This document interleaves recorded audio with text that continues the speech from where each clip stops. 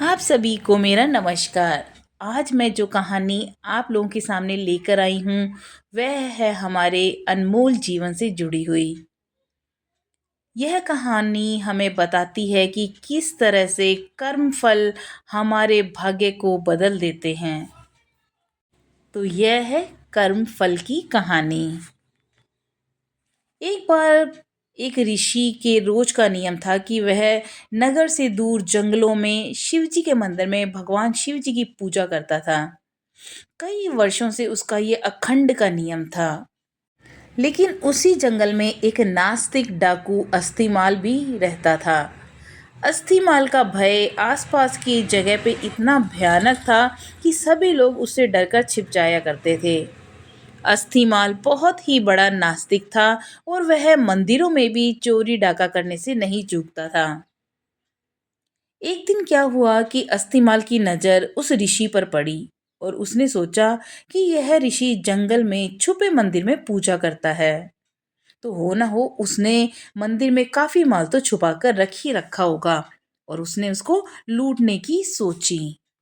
तो इस प्रकार एक रात अस्थिमाल ने ऋषि से कहा कि जितना भी तुम्हारे पास धन छुपा कर रखा हुआ है वह चुपचाप मेरे हवाले कर दो। ऋषि उसको देखकर तनिक भी विचलित नहीं हुआ और बोला, कैसा धन? मैं तो यहाँ बिना किसी लोभ के पूजा करता हूँ। डाकू को उसकी बातों पर विश्वास ही नहीं हुआ और उसने गुस्से में आकर उसको जोर से धक्का दिया। ऋषि ठोकर खाकर शिवलिंग के पास जाकर गिर गए और उनका सर फट गया और खून बहने लगा। इसी बीच आश्चर्य ये हुआ कि ऋषि के गिरने के कारण शिवालय की छत से सोने की कुछ मोहरें अस्थिमाल के सामने गिरीं। और अस्थिमाल जो डाकू था वो हंसते हुए बोला, अरे ऋषि, तू तो झूठ बोलता है, जबकि जब तू तो बहुत बड़ा ऋषि है। झूठे ब्राह्मण, तो तू कहता था कि यहाँ पर कोई धनवन नहीं है, फिर ये सोने के सिक्के कहाँ से आकर गिरे? और अब अगर तूने मुझे सारा धन का पता नहीं बताया तो मैं तुझे यहीं पर पटक पटक कर प्राण तेरे ले लूंगा। ऋषि करुणा में भरकर दुखी मन से बोला, शिवजी, मैंने पूरा जीवन आपकी सेवा पूजा में समर्पित कर दिया, फिर ये कैसी विपत्ति मुझ पर आकर पड़ी है। हे प्रभु, मेरी रक्षा करो। जब भक्त सच्चे मन से पुकारते हैं तो भगवान भोले क्यों नहीं आए, वे जरूर आते हैं। उसी समय ऋषि की पुकार पर महादेव भगवान प्रकट हुए और उन्होंने ऋषि को कहा कि इस होनी के पीछे का कारण मैं तुम्हें बताता हूँ। यह जो डाकू है वह पूर्व जन्म में एक ब्राह्मण ही था और इसने कई कल्पों तक मेरी बहुत भक्ति की, बहुत पूजा की, परंतु इससे प्रदोष के दिन एक बहुत बड़ी भूल हो गई। यह पूरा दिन निराहार रहकर मेरी भक्ति करता रहा और दोपहर के समय जब इसे प्यास लगी तो ये जल पीने के लिए पास ही के एक सरोवर में चला गया। लेकिन संयोग से वहां पर एक गाय का बछड़ा भी दिन भर का प्यासा वहां पानी पीने के लिए आ गया। तब इसने गुस्से में आकर उस बछड़े को कोहनी मारकर भगा दिया और खुद ने जल पी लिया। इसी कारण यह जन्म डाकू के रूप में इसका हुआ है और तुम पूर्व जन्म में मछुआरे थे और उसी सरोवर में मछलियां पकड़कर उन्हें बेचकर अपना जीवन यापन करते थे। जब तुमने उस छोटे बछड़े को निर्जल परेशान देखा तो अपने पात्र में उसके लिए थोड़ा सा जल लेके आए और उसको पानी पिलाया।